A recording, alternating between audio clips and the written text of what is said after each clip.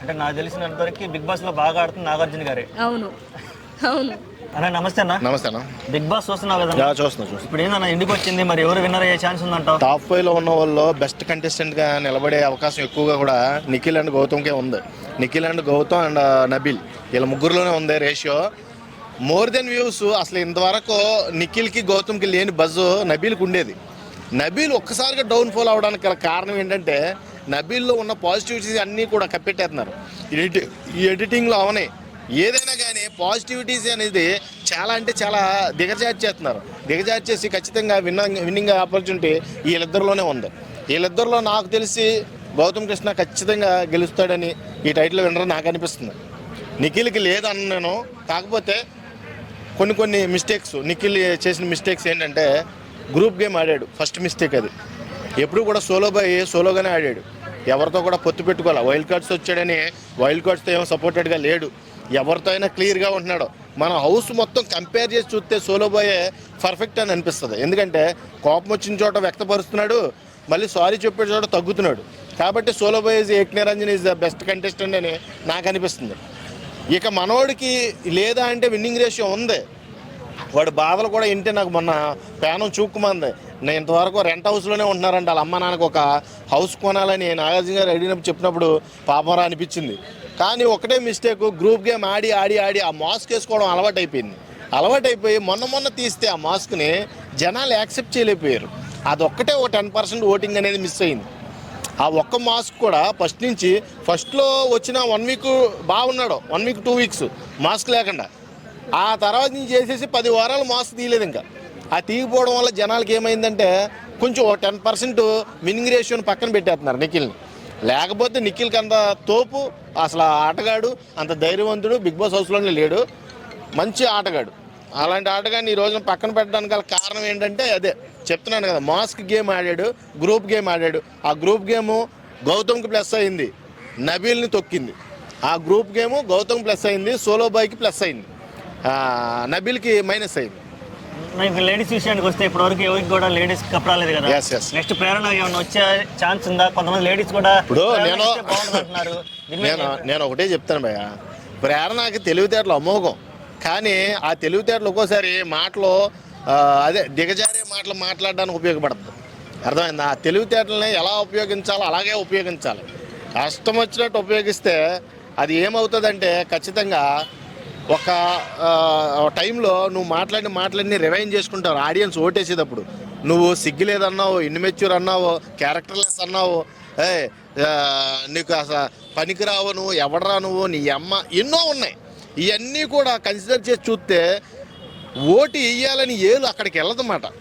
ఇప్పుడు ఓటింగ్ పోల్లోకి వెళ్ళినప్పుడు వాళ్ళ 5 ఫోటోలు కనబడతాయి. కనీసం ఇగ్నోర్ చేసేది ఎవరిని అంటే ప్రేరణని ఎక్కువ ఇగ్నోర్ చేసే అవకాశం ఉంది. ఇగ్నోర్ చేసి వద్దులే, ఈ అమ్మాయి కొంచెం మాట్లాడి కూడా అప్పట్లో బాగా మాట్లాడుంటే బాగుండేది అన్న ఫీలింగ్స్తో ఓట్లు తగ్గుతాయి. అంతే, అంతకుమించి ఏం లేదు. మంచి పోటాపోటీగానే ఉన్నారు 5 నాకు రాత్రి ఎపిసోడ్ చూస్తే అవినాష్ని మళ్ళీ ఒకసారి దండం పెట్టాలనిపించింది.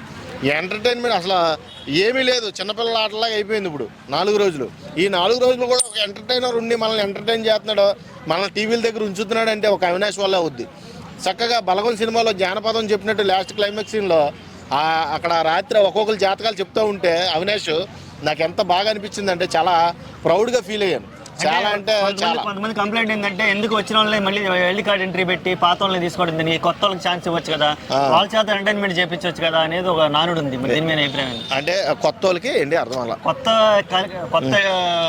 ప్లేయర్ కంటెస్టెంట్స్ తీసుకొచ్చి వాళ్ళ చేత ఎంటర్టైన్ చేయించవచ్చు కదా. ఎందుకు ఒకటి చెప్తాను భయ్య, కొత్త వాళ్ళని తీసుకొస్తే నిజంగా సర్వనాశనం అయిపోయేది సీజన్ 8. నిజంగా చెప్తున్నా, వైల్డ్ కార్డ్స్ తెలిసిన వాళ్ళు రావడం వల్ల అందులోకి ఎక్స్పెషల్లీ రోహిణి అండ్ అవినాష్, మెహబూబ్, వీళ్ళు గౌతమ్, వీళ్ళ నలుగురు ఎంటర్ అవడమే దెబ్బకి బజ్ క్రియేట్ అయిపోయింది అంతే.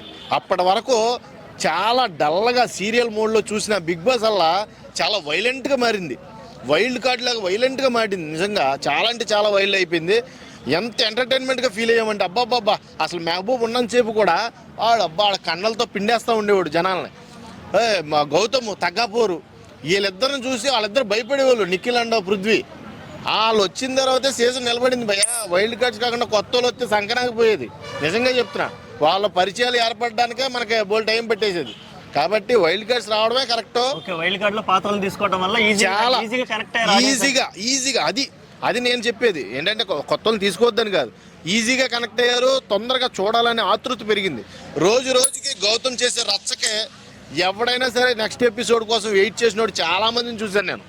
గౌతమ్ చేసే రచ్చ ఏది ప్రోమోలో కటింగ్ రచ్చ మామూలుగా కాదు. ఈ రోజు ఎపిసోడ్ ఖచ్చితంగా చూడాలి, గౌతమ్ కూడా ఏదో పెంట చేశాడు అన్న ఫీలింగ్ ఉండేది. అలాగే పృథ్వీ చేసే రచ్చ, పృథ్వీకి ఎక్కడ మైనస్ అయిందంటే నేను ఒకటి చెప్తాను, పృథ్వీ ఆట తీరులో నెంబర్ 1 కానీ మాట తీరులోనే చెప్తున్నాను కదా, మాట తీరు నోరు జారితే తీసుకోలేము, ఏది కాలు జారినా తీసుకోవచ్చు కానీ నోరు జారకూడదు. వీళ్ళు నోరే జారారు. ప్రేరణ కానీ మన పృథ్వీ కానీ విష్ణుప్రియ కానీ. విష్ణుప్రియ ఎన్నిసార్లు చెప్పినా బురకెక్కించుకోవాలి, లేకపోతే విష్ణుప్రియ కూడా బెస్ట్ కంటెస్టెంట్. వీళ్ళ ముగ్గురు ఈ కాలు జారుడు నోరు జాడు ఆట తీరు బట్టే పోయారు బయటికి, లేకపోతే నెంబర్ 1 కంటెస్టెంట్స్ వాళ్ళు వచ్చే హీటింగ్ కూడా జనాలు చాలా వెయిట్ చేసేవాళ్ళు. పృథ్వీది ఎక్స్పెషల్లీ ఒరే తురే అనుకుంటా మీదకెళ్ళి ప్రోమోలు చూసి అబ్బా ఈ సీజన్ రావాలి, ఈ ఏమైనా సరే గట్టిగా ఇవ్వాలి వీడికి వార్నింగ్ అన్నట్టుగా చూసేవాళ్ళు అన్నమాట. అంత క్రియేటివిటీ వాళ్ళలో ఉండేది. వాళ్ళందరూ కూడా వైల్డ్ కార్డ్స్ లేకపోతే అంత క్రియేటివిటీ ఇవ్వలేకపోయేవాళ్ళు. ఖచ్చితంగా సీరియల్ మోడ్లో నడిచేది, ఖచ్చితంగా ఫెయిల్ అయిపోయేది సీజన్. ఓకేనా, థ్యాంక్ యూ.